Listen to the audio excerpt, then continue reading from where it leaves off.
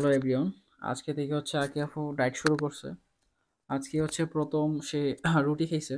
আপু আজকে একটু আগেই দেখেন রাত বাজে কয়টা, রাত বাজে হচ্ছে 2:48। আমি রান্নাঘর থেকে প্রচুর পরিমাণে শক্তি পেয়েছি, যে কারণে হচ্ছে আমার ক্যামেরাটা অন করা।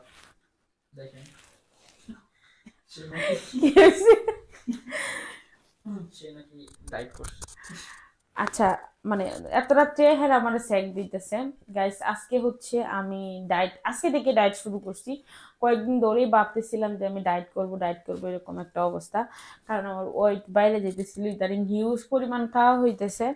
এখন হচ্ছে যে কয়েকদিন ধরে বলতেছি আমি ডায়েট করব, কিন্তু মানে হচ্ছে না। যেদিনই ডায়েট করবো চিন্তা করি ওই দিন প্রচুর একটা খাওয়া হয়ে যায়। হ্যাঁ, কন্ট্রোল হইতে পারতেছিলাম না। যাই হোক, আজকে ভাবলাম যে ফাইনালি আমি করবো, কারণ একটু আমার নিজের কাছে মনে হইতেছিল যে ওইটা বাইরে গেল মাপলাম, সো ভাবলাম যে আজকে ফাইনালি করবোই।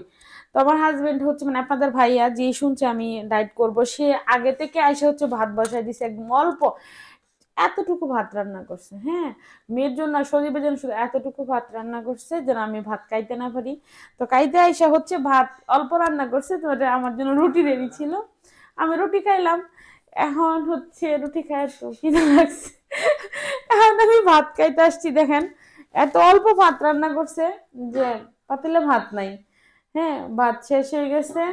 তারপর হচ্ছে যে আমি যেন খাইতে না পারি ভাত। দেখেন কি একটা অবস্থা। আমি তো মানে এখন রাত অনেক বাজে, ওটা আমার ক্ষুধা লাগছে। ওরা কিন্তু দেখছেন আমাকে পিছন থেকে লক্ষ্য রাখতেছে আমি খাই কিনা।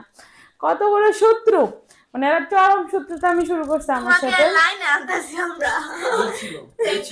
সবাই মিলে মানে আমার পিছন লাগছে, আমি বুঝতে পারছি। বাট এখন তোমার খাওয়া মানে ভাত নাই, তরকারি নাই, আমি কি খাবো বলেন? আমার প্রচুর আসলেই মানে ডায়েট করতে যে একটু কষ্টই হবে। আরে কষ্ট, এই ছিল তার ডায়েট, সে ডায়েট করতেছে। সে আচ্ছা, আমি ডায়েট করবো না। এখন আমার বেশি ক্ষুধা লাগছে, আমি একটু খাবো। তোদের সমস্যা কি? তোরা আমার সারা রাত কেন পাহারা দিবি? পাহারা দিতেছি। তোরা আমার সারা রাত 2টা বাজে, এখন আমি আসছি অল্প একটু খাবো। মানে ওরা হচ্ছে সবাই, এখন থেকে আমি প্রথম দেখি সবাই ঘুমে যে যার মতো কম্বল দিয়ে মুখ ঢাকা ছিল। যে আমি রান্না করে আসছি, একটু আমি খাবারের ব্যবস্থা করতেছিলাম, এমনিতেই তারা সবাই সজাগ হয়ে গেছে। এখন আমরা জানি সব কয়টা এসে করছে।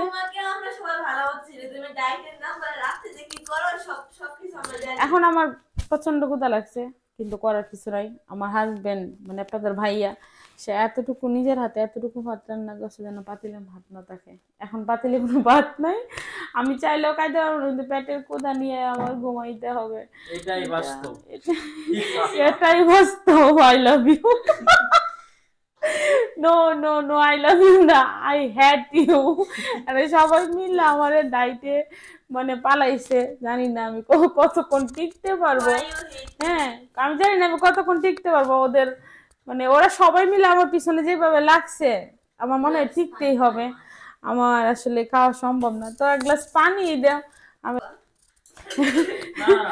এরা এরা যে অবস্থা, শুধু পানি খেতে হবে মানে কি অবস্থা? পানি না খাইলে তুমি বাঁচবো না, খিদে না, পানিও খাইতে দিবে না। আরে ডায়েট করলে হচ্ছে পানি বেশি বেশি পানি খাইতে হবে। তো করার কিছু নাই, অল্প করে একটু পানি খাই, খালি পেটে বেশি পানি খেলে হবে সমস্যা।